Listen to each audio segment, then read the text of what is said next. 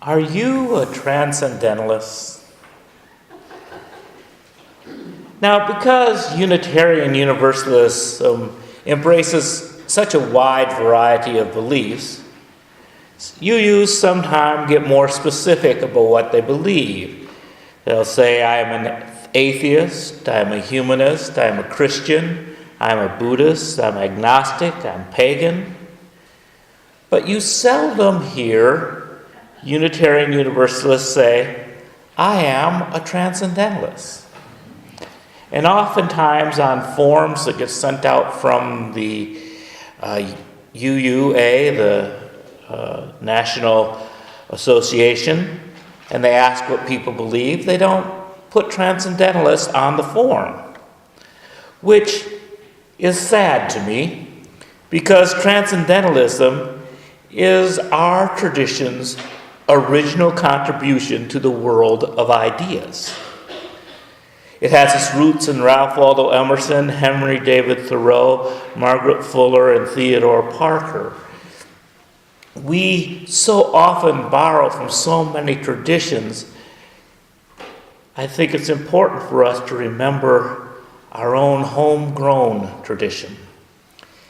Transcendentalism is a philosophy that urges us to follow our intuition, to blaze our own path on our spiritual journey. Transcendentalism is the unspoken heart and soul of Unitarian Universalism. Many of us are transcendentalists and do not know it. Transcendentalism is what allows us to be a collection of humanistic Christo-pagan Buddhists. Because we know that we are connected by something deeper that transcends all the boundaries of religion. In The Transcendentalist, a lecture read at the Masonic Temple in Boston in 1842, Ralph Waldo Emerson said, "The Transcendentalist adopts the whole connection of spiritual doctrine. He believes in miracle, in perpetual openness of the human mind to a new influx of light and power. He believes in inspiration and ecstasy. He wishes that the spiritual principle shall be suffered to demonstrate itself to the end in all possible applications to the state of man without admission of anything unspiritual. That is, anything positive, dogmatic, personal. Thus, the spiritual measure of inspiration is the depth of thought, and never who said it. And so he resists all attempts to palm other rules and measures on the spirit other than its own." This quote reflects a respect for the spirit greater than all the stated beliefs about spirit. This idea that UUs are always wondering and questioning what that belief means to me. How am I going to use that belief in my life?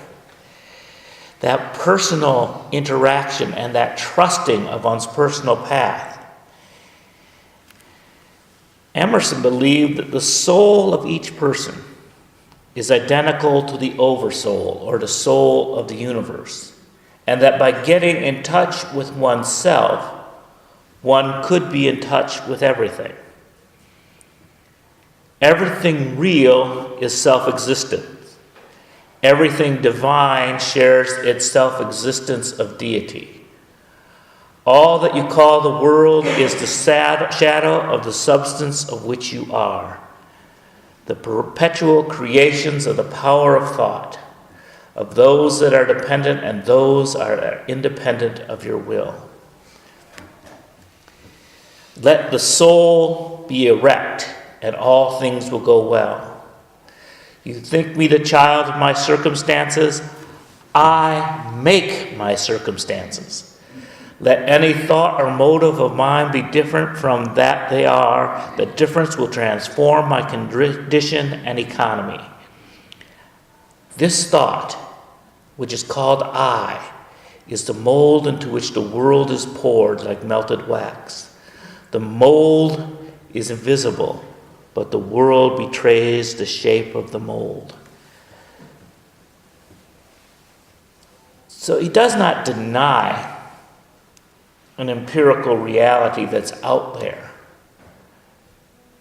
but he affirms that whatever that reality that is out there, we filter and shape by our own choices and decisions about what we're going to do with that reality and how we perceive that reality.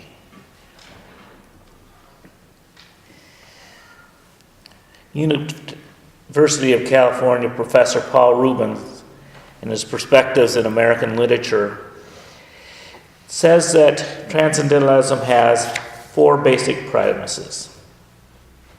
1, an individual is the spiritual center of the universe,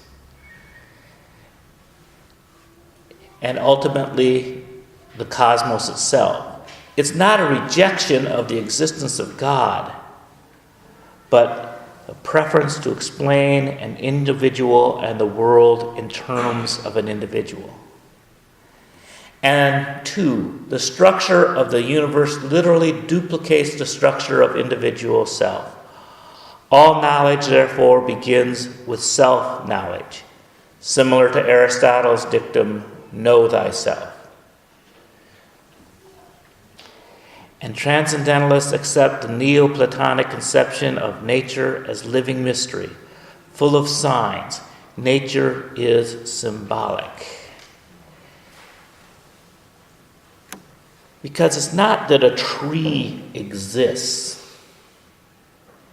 It's how we respond to the tree. I don't know who the poet was, but I think we've all heard the poem, I think I'll never see a poem as lovely as a tree. That definitely has transcendentalist fingerprints all over it. That sense that a tree is a tree and you can analyze its organic properties. But the transcendentalist looks at the tree as a poem, each human being as a poem, the universe as a poem. Everything that is real inspires a deeper and wider understanding. And finally, 4th, the belief that the individual virtue and happiness depend on self-realization and depends on the reconciliation of 2 universal tendencies. The expansive and self-transcending tendency, a desire to embrace all, and the second tendency, the contracting, self-asserting tendency, to desire to withdraw and remain unique and separate. So on a first blush, transcendentalism seems very individualistic, but it's that individual retreat that brings about the realization of all the connections to the universe. And so there's that constant struggle to reconcile oneself with the other, to look for the ideal that transcends the self, to discover how one is connected to the universe. And the transcendentalist impulse can be found in many faiths. In Christianity, Jesus transcends the difference between God and humans. In Buddhism, nirvana is the realization of oneness and the elimination of duality.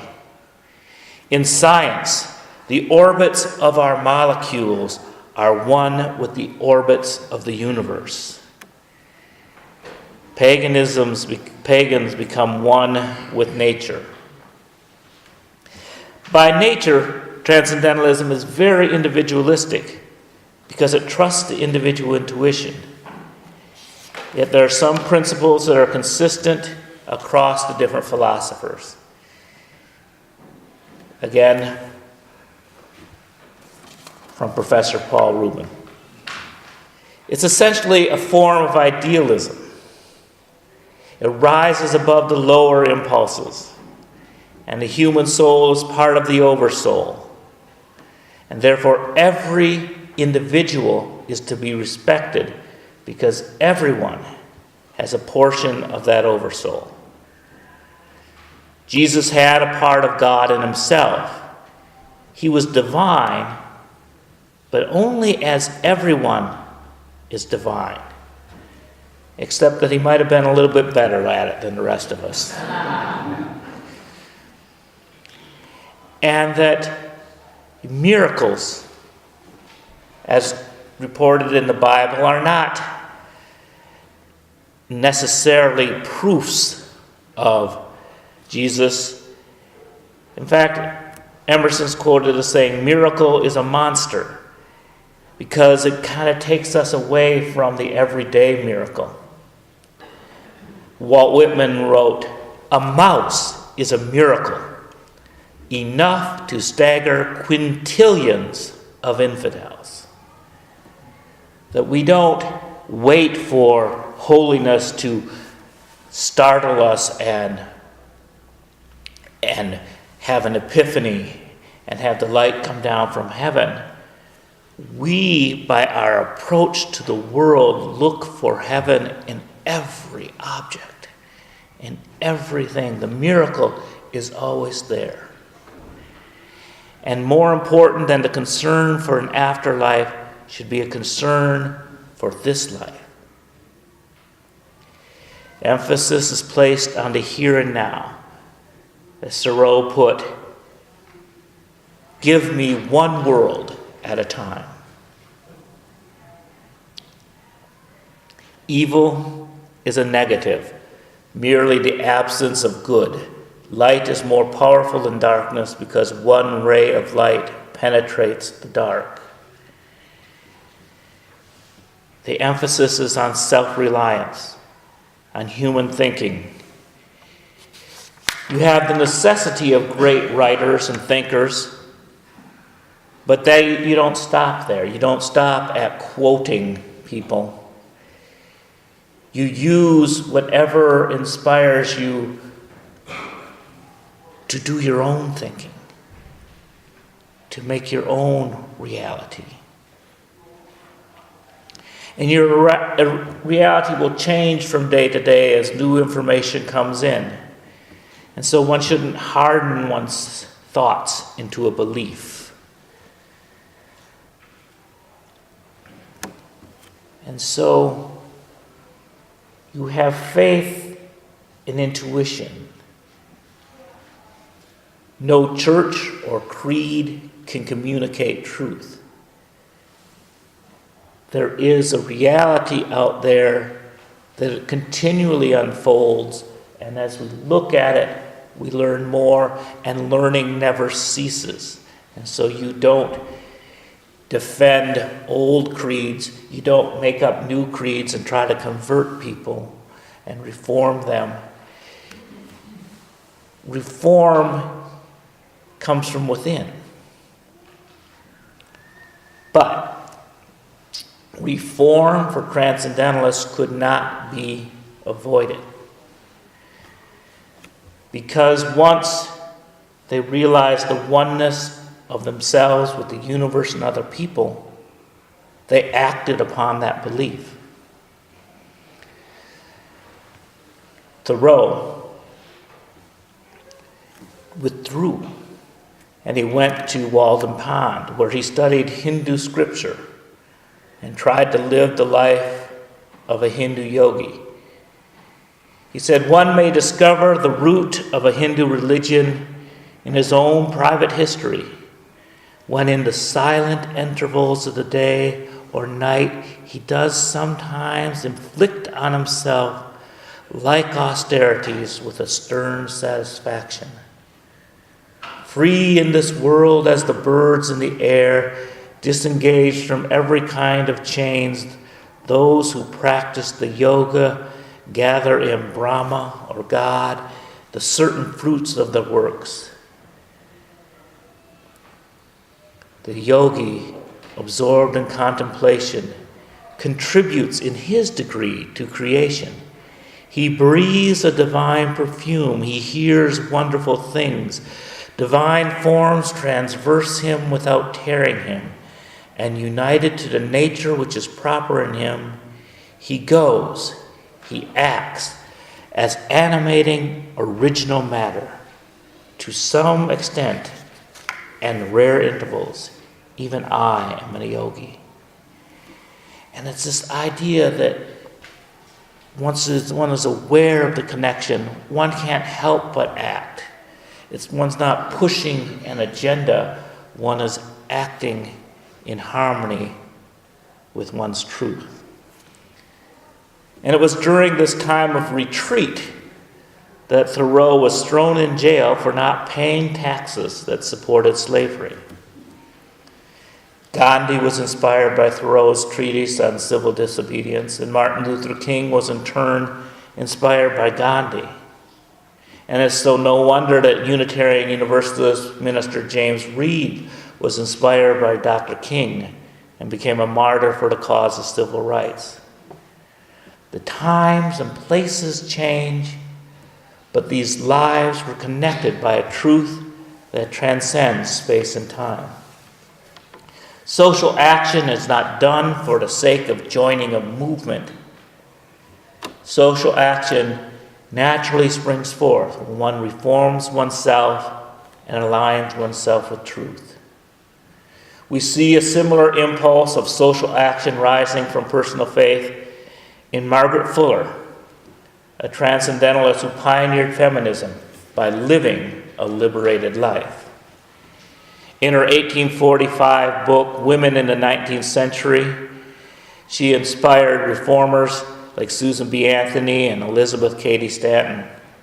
She wrote, "Let us be wise and not impede the soul. Let her work as she will. Let us have one creative energy, one incessant revelation. Let it take what form it will, and let us not bind it by the past to man or woman, black or white." You can see in this quote how it moves from the mystical of letting the soul run unbounded and then immediately to racial justice and gender justice. From understanding comes the action for equality. Bronson Alcott was a friend of Emerson and focused his ideas on education. And instead of, as the practice of the day, having students learn to write by transcribing the great speeches from the past, he asked students to write from their own experience. Arguably, his best student was his daughter, Louisa May Alcott. And this passage from Little Women shows the influence of transcendentalism.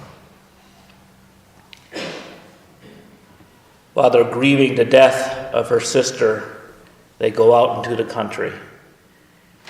And Alcott writes, "The invigorating air did them both good, and much exercise worked wholesome changes in minds as well as bodies.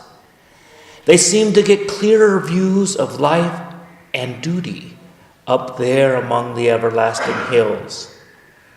The fresh winds blew away desponding doubts, delusive fancies, and moody mists. The warm spring sunshine brought out all sorts of aspiring ideas, tender hopes, and happy thoughts.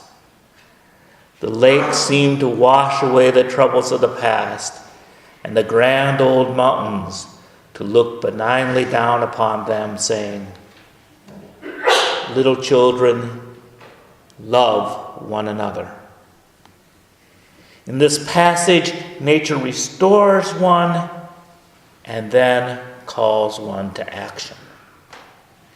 Emily Dickinson wrote about the immanence of God and the immediately presence of God. She wrote, "Who has not found the heaven below will fail of it above. God's residence is next to mine. His furniture is love." Most transcendentalists were from Unitarian families. Some remained in the church and others left. And those that left the church kind of followed them in moving away from Orthodox Christianity. An exception is Walt Whitman, who attended Universalist churches and probably more than anyone lived a transcendental life, refusing to be defined and grasping for and seeking a life of freedom. And in his transcendental grasp, you also can hear the universalism. And I know that the hand of God is the promise of my own. And I know that the Spirit of God is the brother of my own, and that all men ever born are also my brothers, and the women my sisters and lovers, and that the kelson of creation is love. I love that phrase, the kelson of creation is love. I just like the rhythm of it. But I didn't have any idea what a kelson was. But it sure feels good to say the kelson of creation is love. I mean, that's what poets do. Well, a kelson, I found out through looking up, is the framework one uses in shipbuilding in which to place the keel in to shape the keel that keeps the boat from tipping over. So the kelson is a tool used in shipbuilding so that one's keel stays aligned and works properly. And the kelson of creation is love. He goes on and he talks about the measured face of other land, the grandeurs of the past are not for thee, but grandeurs of thine own. Deific face and amplitudes, absorbing, comprehending all. All, eligible to all. All for immortality. Love like the light, silently wrapping all. Nature's amelioration. They used big words in the 19th century. Nature's amelioration, blessing all. So this day, this refulgent springtime day. Refulgent is one of Emerson's famous words. It means just beautiful. I ask you to be a transcendentalist, not so that you may recite Emerson, Thoreau, and Fuller, or Whitman, but that you have the faith to quote yourselves. If you gain power by walking through an empty cornfield, sing about it. If you gain power by the way a puddle on the sidewalk contains itself and just swirls there and seems to have a life of its own, believe it. Believe in yourself as a single drop of rain that might be similar to other drops of rain, but at the same time totally unique. Because you are where you are right now. And the purpose of your place and time can only be your purpose. And if you look deep down and live your own purpose, have faith that somehow your purpose is connected to the wider purpose. The wisdom of all religions and ages are available to us, but we have to look at them through our own eyes, rethink them with our own thoughts, and act upon our own interpretation. Margaret Fuller said, "Very early, I knew that the only object in life was to grow. So go and grow. In this growing season, be as strong as a crocus that defies winter. Be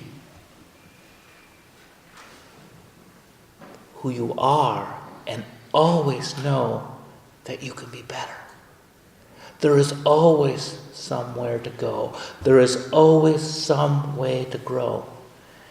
To grow in our understanding of ourselves, and thereby grow in understanding of the universal, and then acting upon what we know, and knowing that every action we take will give us new things to learn and new ways to grow. It never ends. It's eternal.